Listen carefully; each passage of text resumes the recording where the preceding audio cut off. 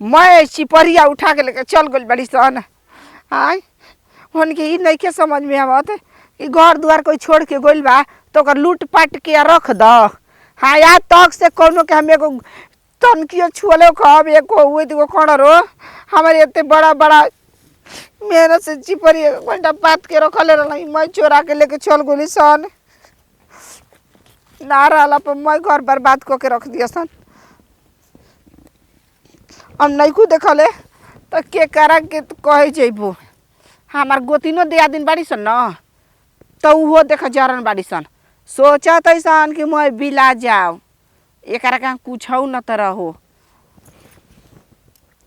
हौ देख और खदेला ना बोके कहू गोईठा नहीं किसन छुअले हमारे गोईठा चोरावा तड़ी जा जा चोरावा जा राजा ना हो जी बुझा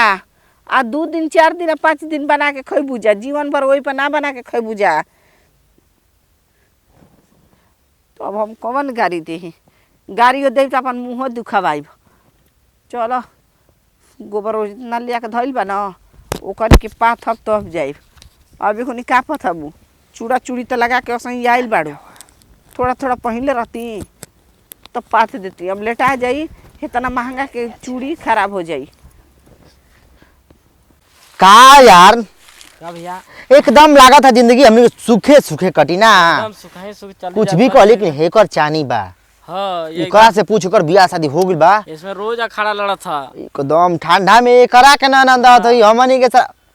पातर पातर को कोमल लेते हैं हाड़ छेद के ठंडा पड़ता है जानते बड़ा बोल भैया देखा तो पूरा को नसिया सुखा गइल देखा लेकिन एकर देखा चिकन आई जाता पूरा एकदम अरे नरम नरम हाथ से पका देते रोटी या गरम गरम हाथ से खा लेता तब देखा तो एकदम बिल्ला नियर मोटा जाता। दादर नजर मत लगी हम उठाए द अपन न हो से देखत कितना मोटा था सन।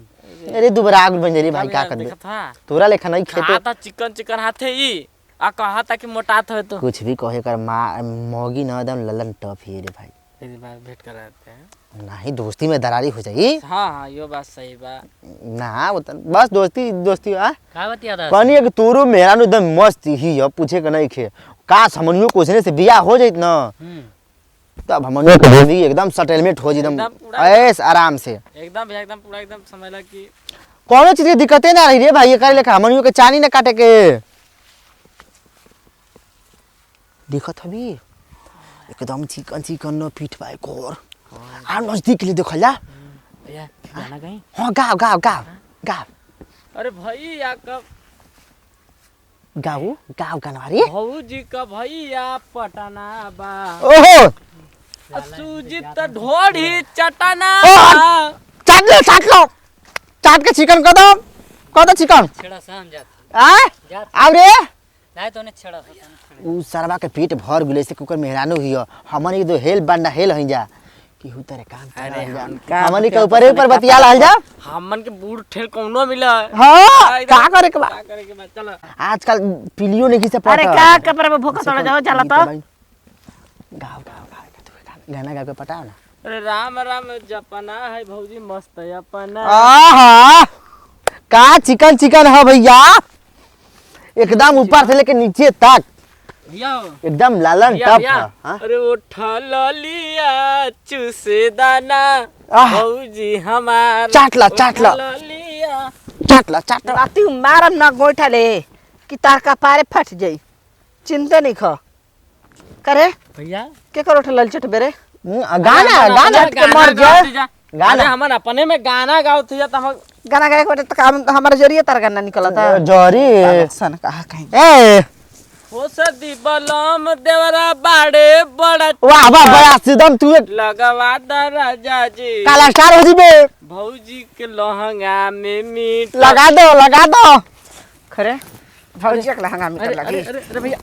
ए घाव लाग जी मरते भौजी का है मारतल हो बताओ नरम भैया रुक रे था कहीं रुक जो ठेकल नरम हाथ रे अच्छा करंट आ गई करंट ए भैया हमरो सुना हां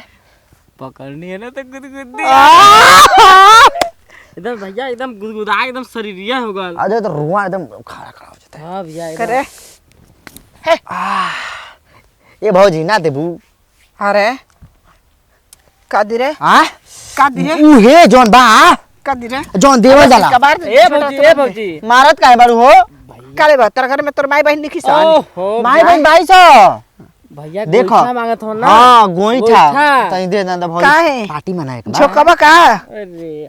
आय पार्टी मनावे के तोरे के देवे के हमनियो के अरे छिना रे का रे ई का कहता रे लेग पीस ले पीछे दी हां शादी के पार्टी बनी तो जाके अपन पार्टी या खाटी मनावत रे ओ दे रे दे तनी मनी दे दे जीवा कि ना जीवा देखा देखा दे दे हाय गोइठा दे दही और सही हमर माई लोग चोरा के रख देले बड़ी जा अच्छा राणू मंगत हो ने लोग गाड़ी ना दला भौजी ना चुम्मा पागल दिया करे से तोहरा के हां हम पागल बानी कैसे देखा कितना झगड़ा हाँ, में पागल बानी तू पागल के है? पार फोड़ जतनी देखो तू सबसे बढ़िया भौजाई हो गांव घर में सबसे ललन टॉप सुना झकास। जीवा कि ना जल्दी जी बजा सारे कुटाची भी हां चुमा लेबे त कुटाची भी तो कुटा जल्दी कर फलांग किस ले फलांग किस अच्छा अच्छा दूर से ई का करता उसने कहता तू बढ़िया दोस्त बारे हमारा कहता हमारा के तले वे पता जाके होने रगड़ रगड़ ले लसन मुहवा के दे दे तब दे दे गोइठवा दे दे मार दे मारत का बहुत चढ़ा चढ़ा घाव लागत हो हटम कि ना हटब अच्छा ये भौजी सुना हटावा अच्छा अच्छा हम अपना खाते पतले में तारा खाते भौजी छोड़ हटावा हाँ। ना लेबे गोइठा हाँ। अच्छा एक बात बतावा का भैया तो घर नहीं खन ना नहीं खान एकदम नहीं खन ना ना नहीं खान नहीं खन ऐसे ही भौजी एक बात बतावा तू ही हमनी के दुख बुझ सकेलू ना रे भाई एकदम एकदम देखो का? तारा पर जौन दुख बेदत हमनियो बेदत हई भैया घर नहीं खन नहीं तो ठंडा में तो काम चलत ना होई तोहार खाना पीना वाला संगे खात बैठत ना हो बुझा चल पोल गलती कह देनी का रे लाइन बोल, बना बोल, बना बोल। लाइन एकदम सही पे जाता दूर करा हां दूर कर बनी खात पीत ना हो संगे हां ठंडा लागता हां लगा था लागता ना हाँ। राती में खूब औरी शीत पड़ जाता टे ऊपर से से हार छेद के पड़ता ठंडा हां हार छेद के तो कैसे गरमात हो खबू हमरा तू बहो अरे माई सारे तुम धरे धरे मार के सार कहीं गोड़ा तोड़ता धरतो नहीं खा अबे तू जी बा ए भौजी हां कहनी है भौजी न बात नहीं कुछ समझत मार हाय मार दलू अरे अरे अरे अरे भौजी पर बतिया समझबू पहले बतिया सुन ल अमानियों के मजबूरिया बुझ सुन देख ठंडा पड़ते बा कमलो से ठंडा नहीं जात जार लिखे जा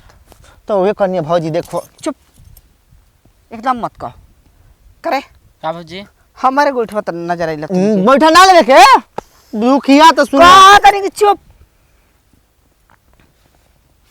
एक त हमर गोइठा चोरी भेल बा होता नहीं ना रहला पूरा रहला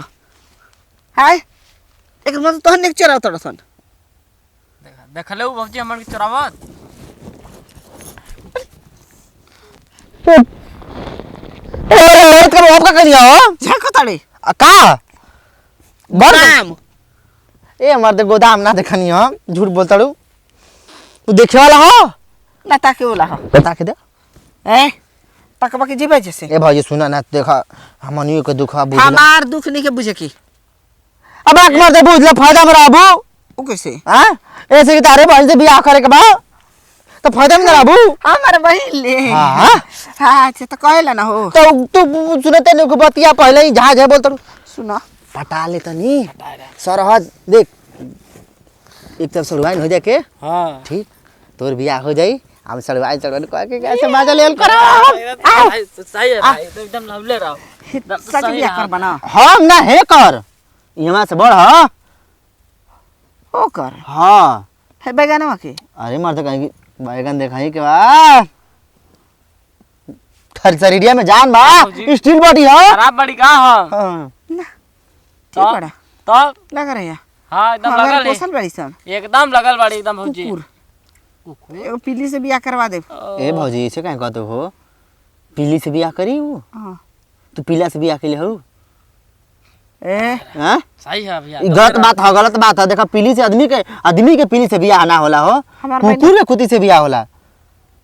तर बनिया कुत्ती ही है का मतलब देखा तू बहुत बोलता तो रहा ना ही तो सुना भौजी उहे बात किसी मत मान चल कि देखो तिलक दहेज मत ले न ले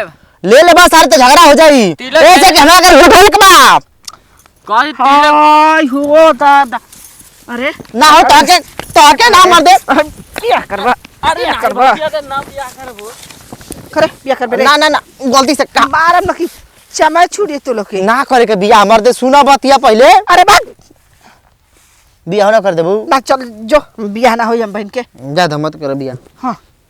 जैसे जले तो का करे के बा प्यार करे तो ढोल सकते तू ही कहला कथी कहला बतिया सुना तो प्यार को ना प्यार ना पार करी हो पार पार कर पार पार हाँ बियाह करके पार करा दे मारा इस सारे के वे कले हो आई वो दादा आज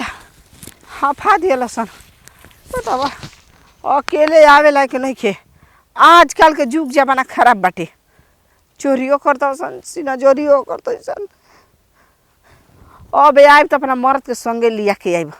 अकेले ना आइब घरे चले दो